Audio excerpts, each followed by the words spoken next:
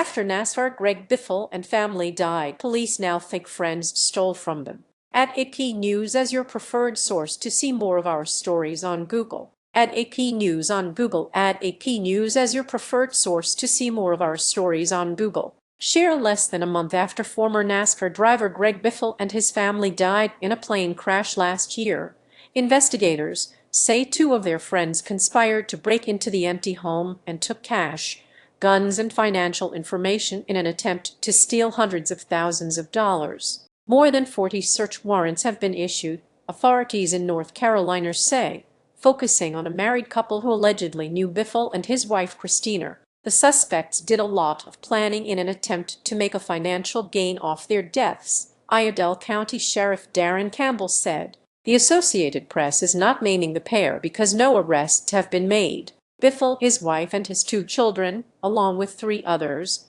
died in the Deck 18 crash, which remains under investigation by the NTSB. Some survivors of those killed are suing the estates of Biffle and the pilot for millions of dollars. According to a search warrant affidavit, the husband being investigated met Biffle when the former driver used his private helicopter to deliver aid after Hurricane Helene. The woman attended a Christmas party at the Biffles' home in Mooresville, North Carolina, weeks before the crash. Authorities reported a break-in at the home on Jan. 8, saying $30,000 in cash, 2 Glock handguns, and NASCAR memorabilia were stolen. Search warrants were later executed at 2 sites, one near the Biffles' residence and another in a nearby county. Read more. Person seen on surveillance video, identified as a woman, appeared to be familiar with the large home's layout, including the locations of cameras, closets, and a safe room, a detective wrote in a search warrant affidavit.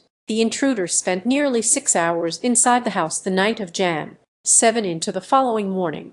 Evidence showed a cell phone and multiple devices were active on the property during that time, according to the warrant. The only people allowed to be there would have been the administrators of the estate, but they weren't present. Authorities say they linked the woman to someone who attended Biffle's celebration of life and said license plate readers placed her husband's truck near the home that night. The warrants also describe alleged financial crimes. Investigators say that bank, Venmo, and PayPal accounts tied to the Biffles were accessed online using personal information, with phone numbers and email addresses changed to gain control of funds. Money was then allegedly transferred to accounts not belonging to the family and used for purchases, according to the warrant. At least one fraudulent check tied to Biffle's business interests was cashed, and other attempts were made to access accounts. The activity occurred across multiple states. The sheriff